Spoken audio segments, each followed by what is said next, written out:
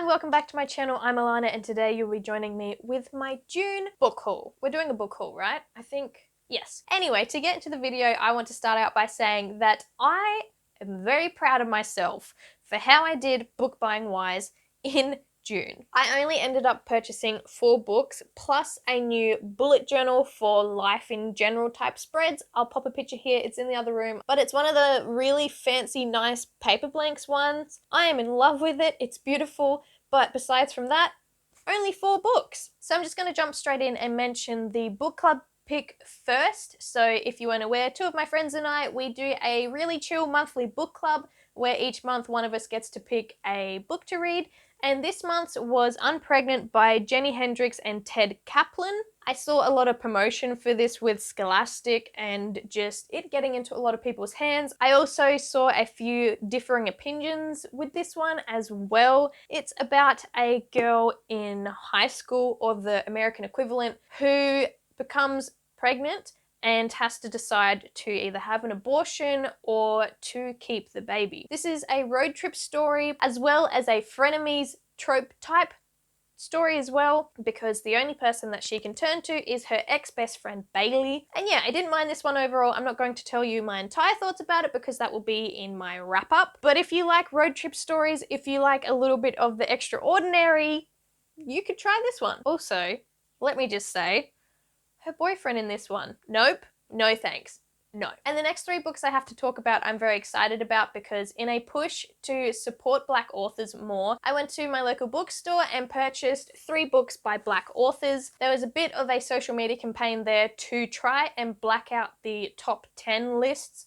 and to get more people of color and Black authors onto the top 10 list, because like we all know, publishing is very one-sided in a lot of instances. And I fully support that push to try and get more of a variety, more of a diverse range of authors into the best-selling lists. So the first one I have to talk about is Slay by Brittany Morris. I read this pretty much as soon as I got it, and I'm really glad that I did because this one ended up getting, I think, 4.5 stars from me. Again, you'll hear more about it in my wrap-up, but this was fantastic. In this one, we follow 17-year-old Kira, who has developed her own virtual reality video game online platform. And this platform is full of Black culture and is very inclusive for people like her. And it was amazing. This book did not disappoint. I learned a few things from this as well. In this one, the main character Kira does split her time between school and between developing this virtual reality platform. And unfortunately, someone who also plays the game ends up getting killed in real life and things amp up from there. There's a troll in the game. There's a lot of things happening, and just read it. Read it. Especially if you love video game based stories, if you love that element in it, that was done quite well. There's also a beautiful friendship in this that just grew and grew and grew. There was a supportive family. There were a lot of important discussions, especially on cultural appropriation and Black culture in general, and I think everyone needs to read this. The next one I have is Shauna's Great Expectations by Kathleen Lunan, and this one caught my eye because it is Australian set, and in this one we follow Shauna, who holds an Indigenous scholarship, and she's determined to be the first member of her family to actually go to university. And I am so keen for this because, again, I feel like this is going to discuss important issues closer to home, because the Black Lives Matter movement is not just important in America, it's important on our own home soil as well. So yes, this one is also a YA contemporary. It's all about Shauna's expectations versus reality, the promises that she wants to keep, and also what sacrifices that she'll have to make in order to keep her dreams alive. I'm hoping to get to this one soon because I just have a feeling that I'm going to love it. And then the last book I have to talk about in this haul is The Beautiful by Renee Adiehi. I'm really sorry if I pronounced that wrong. I get it right in my head and then the words just don't come out right.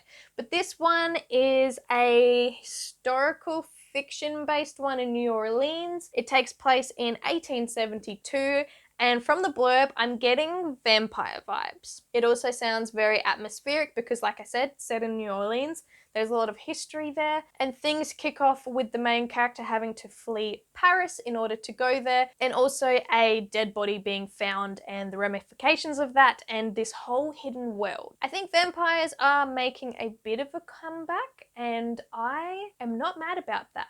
I'm ready for this. So there you have it. Those are the 4 books and the bullet journal that I purchased in the month of June. Again, pat on the back to me for keeping it together spending wise a bit more this month. I'm really excited to get around to these books and to read all the different voices, and I just love the blurbs of some of these. So keen, very keen. Also, shout out to you if you went out and bought books by Black authors or people of color to help diversify the top 10, to diversify the best-selling charts. And it's another way for us to help. So that's going to be it for this video. Thank you so much for watching, and I will see you in my next one. Bye!